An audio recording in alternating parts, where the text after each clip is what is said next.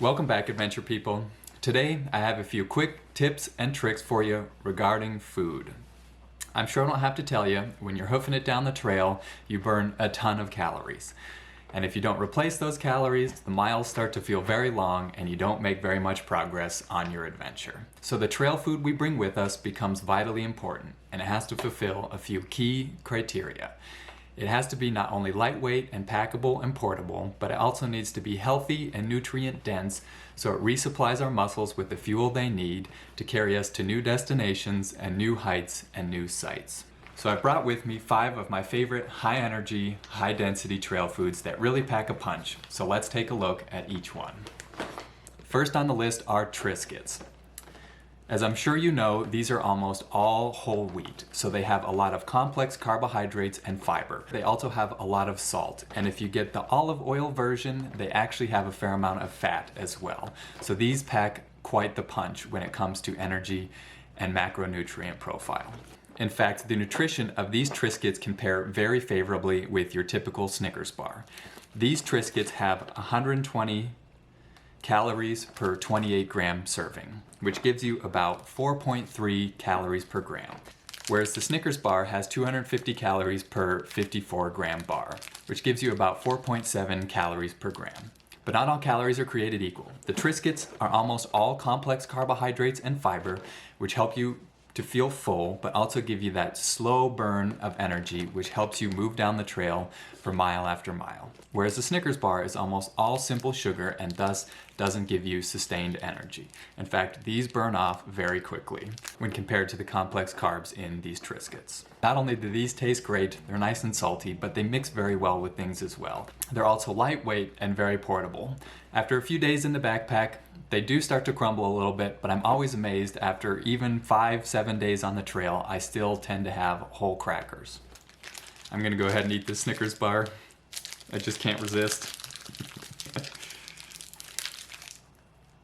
And speaking of fiber and complex carbohydrates, that brings me to the next item on our list, which is dried figs. These things really pack a punch. In fact, when you Google highest fiber fruits, passion fruit usually tops the list. But when they're dried, figs have more fiber than any other fruit per gram. But they also have a ton of complex carbohydrates. And again, the fiber packaged with complex carbohydrates is going to keep you very full and is also going to give you long, sustained energy for all of your adventures in the backcountry. In fact, only 2 figs has 20% of your daily fiber. Like most dried fruit, figs can be a little bit on the heavier side, but I see a lot of people carrying dried mango or dried pineapple or sometimes even dried apple, and most of those options are pure sugar. In fact, they have a lot of added sugar as well. Whereas figs don't have any added sugar and, like we said, have much more complex carbohydrates. So for the weight, these are the far better option when it comes to dried fruit.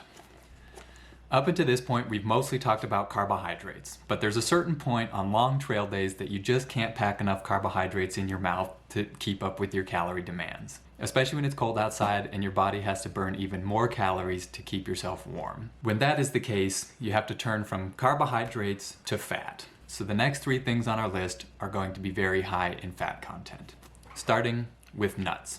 Nuts are Mother Nature's fat storage mechanism. Most nuts are almost 50% fat per serving.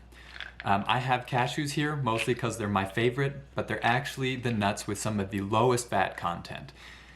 Cashews are about 46.4 grams of fat per 100 gram serving, so they're just shy of 50% fat, but most nuts are at least 50% fat. And when you get up into macadamia nuts and Brazil nuts, they are almost 75 grams of fat per 100 grams serving, so they are almost 3/4 fat, almost pure fat. So they really pack an energy punch, and they're really a good way of carrying dense calories with you on the trail. Most nuts like this are salted as well, and again, salt is a great micronutrient that's going to be vital when you're sweating profusely, and it helps them taste great. Also, you can get nuts that are covered in chocolate, which adds even more fat per serving with the addition of a little bit of sugar, and of course, again, they taste great. Another bonus of carrying nuts with you like this is nuts have a lot of protein, a lot of natural protein, which really helps your muscles recover after long days on the trail. And a close cousin of nuts is peanut butter. I see peanut butter out on the trail all the time. Peanut butter also has a lot of added sugar, so the calorie profile is even better. Also, again, has a ton of protein. If you're worried about the weight of a jar of peanut butter, you can always opt for powdered peanut butter like this. The nutrient profile is very similar, but it is very lightweight. And after you reconstitute this stuff with water, it tastes very similar to regular peanut butter. The next thing on our list is another powdered ingredient, but it is one of the more obscure ones that I don't see nearly as often as peanut butter, and that is powdered butter. Just like butter, you can add it to almost anything and it improves the taste of almost anything. I add this to backpacking meals. I also add this to hot chocolate and even coffee, and it really jacks up the calorie content of really anything you add it to. This stuff has 3.5 grams of fat per 5 gram serving, so it is almost pure fat, just like regular butter. Also, this stuff is very lightweight and virtually indestructible. You can throw this in your pack and not even notice it's there, but again, because it's almost pure fat and pure calories, it really packs a punch for the weight. I highly recommend you start playing around with powdered butter, especially if you're doing outdoor activities in the winter where you can easily burn north of 5,000 calories a day. This stuff really helps replace those calorie deficits. And again, it tastes great, is very packable, and very light and very portable. It's also very inexpensive. The last thing on our list is probably my favorite, but it is the item that most people are least familiar with, and that is salami. Almost everybody carries with them beef jerky like this, but salami is far superior for several reasons. First off, at 5 grams of fat per 28 gram serving compared to 1.5 grams of fat per 28 gram serving, this stuff has a far better calorie per gram profile than beef jerky. Especially because beef jerky actually has a lot of sugar added to it. So when you get the sugar-free kind or the more traditional dry meat versions of beef jerky, salami definitely wins the calorie race. But I know what you're thinking. What about the protein? Beef jerky is definitely known as a high protein snack. And it does have a little bit more protein than our salami per serving, but it's actually more comparable than you might think. This package of beef jerky, as you can see, has 9 grams of protein per serving, but our salami here has 7 grams of protein per serving. And when your protein is packaged with fat like it is in this salami, it's no contest. This is a far superior product to carry with you. And again, that point becomes very clear when you look at the servings per container. This salami was only about $1.50 more than the smallest size of beef jerky available, but this has more than twice the servings per container than this small size of beef jerky at a comparable price point. So again, the win goes to salami. Really, the only downside of salami when compared to beef jerky is because it has so much fat, it will go rancid a little bit faster. So I'm always sure to look for a salami that has been smoked. Good old smoked salami. But salami going rancid really isn't a concern unless you're out trekking for weeks at a time in hot weather.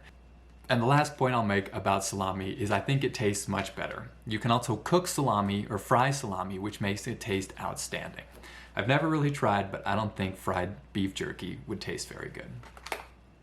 So there you go. There are 5 high-energy trail foods that are both packable and portable, but also pack a punch when it comes to their calorie and nutrition profile. If you haven't tried some of the items on this list, I highly recommend you try them out because I can say from personal experience, they not only keep you feeling full and provide you with a ton of energy, but they also taste great, and I find myself looking forward to eating them at the end of a long day on the trail. And lastly, I hope you got some good information out of this video. If you did, please consider liking and subscribing, and of course, questions, comments, and concerns, let me know in the comments down below.